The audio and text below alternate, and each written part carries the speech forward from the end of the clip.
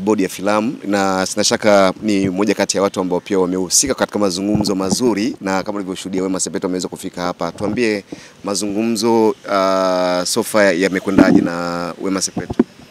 Kwanza ni jitambulishe, jina langu ni Dr. Gervas Kasiga, ni kaimu katibu mtendaji wa bodi ya filamu Tanzania. Na tukiachana na hayo mambo mengine yote, mimi mwenyewe ni msanii. Kwa hiyo tumemuita msanii mwenzetu kuweza kuzungumza naye. Mnamkumbuka Chuma wa Kaole, basi ndio Chuma mwenyewe ndio mimi. Kwa hivyo kikao chetu kimekwenda vizuri sana. Na niwaambie ndugu zangu waandishi wa habari, kikao chetu kilikuwa ni kukumbushana. Sisi kama bodi ya filamu, jukumu letu kubwa ni kuwakumbusha wanatasnia wenzetu kuhusiana na umuhimu wa maadili katika kazi zao za kisanaa. Sisi ni vioo, tuna thamani kubwa ya kijamii, tunapewa wajibu mkubwa wa kijamii. Kwa hivyo hiyo heshima ambayo tunayopata ni muhimu tukiweza kuilinda. Na tunapoilinda maana yake tunakuwa tumetengeneza fursa zaidi za wasanii wetu wengine, wanatasnia wetu wengine kupata fursa mbalimbali za kuweza kuihamasisha jamii katika masuala ya kielimu, kuhamasisha jamii katika masuala ya kubadilika kifikra na kadhalika. Kwa hivyo tumemwita Wema Sepetu hapa na tumekuwa na kikao kizuri cha kukumbushana, kumkumbusha thamani yake alionayo katika jamii, kumkumbusha wajibu wake alionao kama katika jamii kama mwanatasnia, lakini kama mwanatasnia ambaye pia amejitengenezea thamani ya kipekee katika tasnia yetu, na hiyo thamani ya kipekee inampa nafasi mbalimbali ambazo pia mamlaka inamheshimu, inamheshimu, inamthamini na kumpa baadhi ya wajibu mbalimbali wa kuitekeleza katika jamii yake. Kwa hiyo kuna haja pia na yeye pia kuona hiyo thamani unayopewa ni muhimu kuilinda kwa kufanya mambo ambayo yako bora. Kwa hiyo bodi ya filamu haijafanya jambo la kisheria, hili ni jambo la kimaadili. Kama mzazi ama kama mlezi, kuona mwanao anapokosea ni lazima umuite na umwelekeze kwamba njia bora ni hii ya kufanya. Na uzuri yeye mwenyewe amekiri kwamba kidogo anaona alikuwa jambo zuri kulingana na thamani yake, na sisi pia tumemkumbusha hiyo.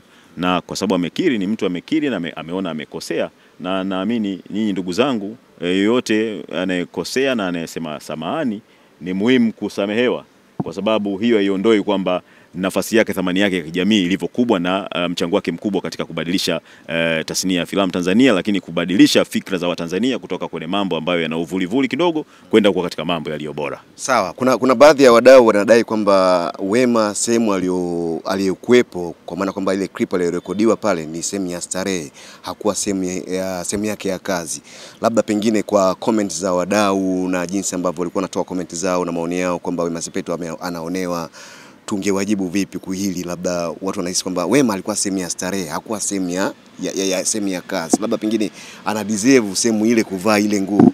Tunazungumzia swala kubwa hapa ni thamani, wajibu wa msanii kama kioo cha jamii, na wajibu wa msanii katika kuhakikisha yeye ndio anabadilisha jamii itoke kwenye namna hasi kwenda namna iliyo bora.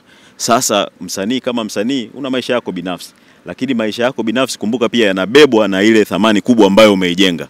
Kwa hivyo mtu yote mwenye thamani kubwa akionekana amefanya jambo ambalo kwa kulifanya yeye katika mazingira fulani, hata kama ni maisha yake binafsi, inakuwa sio jambo zuri sana. Kwa hivyo, na hii ni kwa wasanii wenzetu wote kwamba si kama ni vyoo vya jamii, maana yake popote tunapokuwa ni muhimu kuhakikisha kwamba yale tunayoyafanya huko basi kama ni binafsi yawe binafsi zaidi. Lakini bwana Roger, yale mambo ni binafsi, lakini na nyinyi mkaweka wazi, maana yake pia mnatengeneza taswira sio njema sana kwa mwanatasnia yoyote. Leo tumezungumza Wema, lakini siku nyingine mwanatasnia mwingine. Kwa hivyo ili sasa haya mambo binafsi yasiende mbele ya jamii, na haya mambo binafsi yasiharibu ile taswira njema ya msanii au taswira bora ya msanii, ni muhimu tunayafanya wote. Tunafanya mambo binafsi, lakini tunafanya katika njia binafsi, yasiende wazi, kwa sababu ikienda wazi pia yanaifanya jamii pia wakati mwingine inaanza kuondoa thamani ya msanii, lakini inasema yale ambayo nayasema, wanaona haya mambo mbona sio mambo ambayo anapaswa atuambie yeye.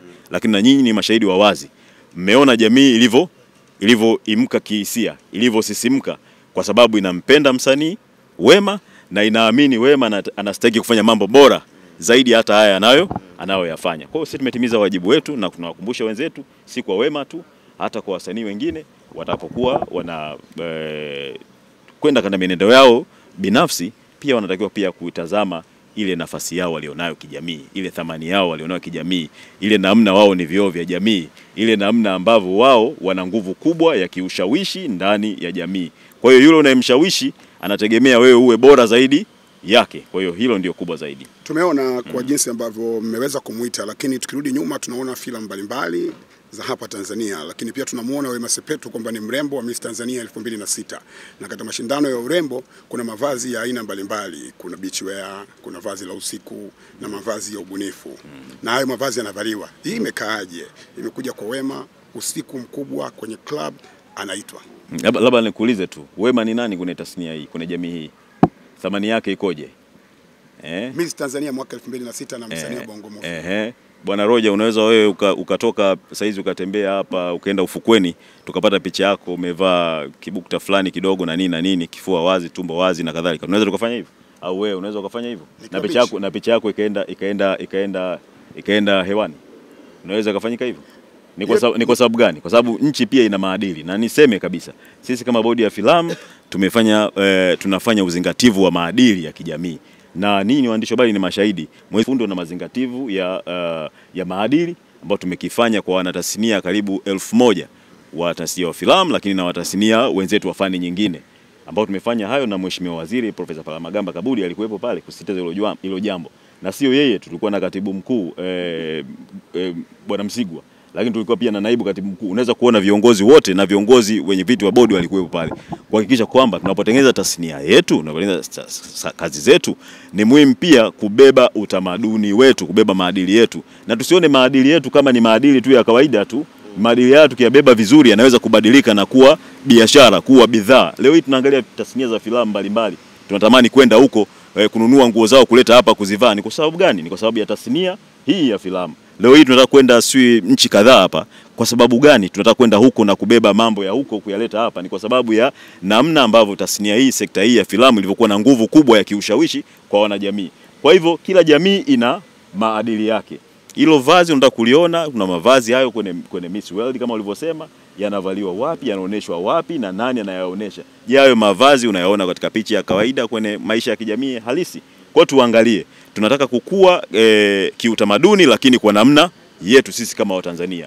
Tukikua kiutamaduni kwa namna yetu sisi kama Watanzania, maana yake tutakuwa tunapata nguvu kubwa ya kushawishi jamii nyingine zinazotuzunguka, zinazotutazama, ili na zenyewe zianze kuvutika na maadili yetu. Lakini tukiacha maadili yetu na kumbatia maadili ya watu wengine, sisi kama jamii tutakuwa watu gani? Tutakuwa kina nani? Hilo ni jambo ambalo tunapaswa sisi wote tujiulize. Na hilo ndio jambo ambalo sekta yoyote ya sanaa, na hapa hususan tunasema filamu, na sisi ni bodi ya filamu tuko hapa, tunafanya hivyo kwa sababu tunajua ndani ya filamu ndio sehemu kubwa ya kuonesha utamaduni wa nchi, wa kuonesha namna gani taifa hili lina maadili yake, ni namna gani maadili yake yanaweza kubadilisha watu wengine na wakatamani kuwa kama sisi. Na dunia hii ya leo, huwezi kutawala dunia ya leo bila kutawala eneo kubwa la utamaduni na maadili. Tunapopoteza maadili yetu, manake moja kwa moja tumeanza kupoteza nafasi yetu katika jamii, tumeanza kupoteza ile nguvu yetu ya ushawishi katika jamii, na sisi tunakuwa ni watu ambao ni wakutwezwa, ni watu ambao ni wakutawaliwa. Kwa hiyo ni ndugu zangu, tuone kwamba tuna nafasi kubwa sana ya kulinda maadili yetu katika sanaa zetu, hususan filamu. Na tunavyofanya hivi ni kukumbushana kama bodi ya filamu, kama walezi wa filamu, kama walezi wa michezo ya kuigiza nchini, tunafanya hivi kuhakikisha kwamba wenzetu, wanatasnia wenzetu, tunayabadilisha maadili yetu, tunabadilisha utamaduni wetu kuwa bidhaa, kuweza kututangaza, kutuongezea kipato, lakini hapo hapo kuweza kuhamisha na kurithisha kwa vizazi vyetu vijavyo, na sisi kuwa ni watu wenye ustaarabu wake wa kipekee duniani. Okay, Wema ni mfano wa hili ambalo pia limetokea. Labda kisheria, endapo angekutwa ana makosa kupitia bodi ya filamu, sheria zinasemaje? Na je, hapo kuna waigizaji wengi sana ambao pengine na wao hawatambuliki kisheria kupitia hii bodi ya filamu. Wanafanya mambo ambayo pia sio mazuri katika jamii yetu. Teki yako ni ikoje? Kwanza hapa ni swala la kimaadili, na niwaambie ndugu zangu, maadili yanatangulia zaidi ya sheria, si ndio? Sheria inaenda kutengeneza vitu kuendana na namna ya watu wanavyoishi, namna hiyo nchi inavyoishi na kadhalika. Kwa hiyo sisi tumekuja zaidi kwenye swala la maadili. Hatuko kisheria. Sisi hatuko kukamata mtu kisheria. Hii sheria ni swala jingine. Kwa hiyo sisi eneo letu kubwa lilikuwa ni sehemu ya maadili, kukumbushana kama walezi ambao unaona mtoto wako amepotoka naenda nje, sisi tumemrudisha kwamba njia sahihi ni hii, wewe una thamani kubwa zaidi ya hivi ambavyo vimeonekana. Sawa, na yeye mwenyewe niseme wazi amekiri na tumezungumza, kikao kimekuwa kizuri na tumefanikiwa katika hilo.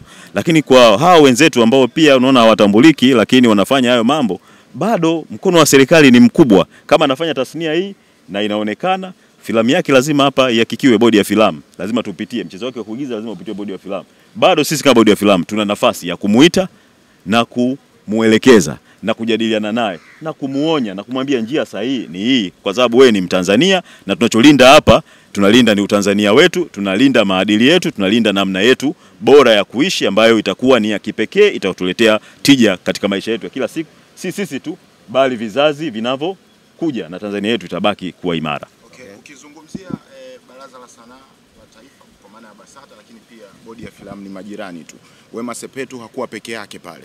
Kuna msanii pia ambaye aliambatana naye. Maswali ya Watanzania mengi yameibuka kwenye mitandao ya kijamii, kwa nini Gigy Money kwa maana ya Gigy Money hakuitwa lakini ameitwa tu Wema Sepetu, wakati tunaamini kwamba nyie mnaweza mkashirikiana kwa malengo ni kutengeneza maadili ya wasanii, na wote ni wasanii, hata kama kwamba huyu ni msanii wa filamu, huyu ni msanii wa sanaa ya muziki.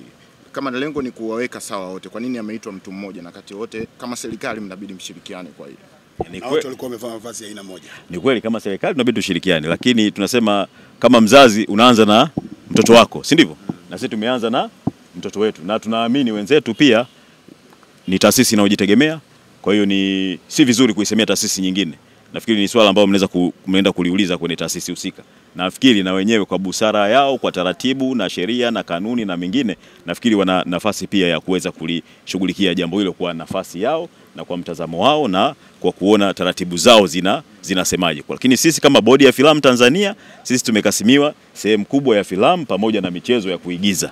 Na ndio tumelifanya ili kuhakikisha kwamba msanii wetu tunamuita, tunakumuelekeza kwamba huku unapokwenda si sawa, wewe thamani yako ni kubwa zaidi, umepewa wajibu mkubwa wa kufanya, wa kutekeleza. Tumeona anasema miradi mikubwa ya kimkakati inayofanywa na Mheshimiwa Rais Dr. Samia Suluhu Hassan.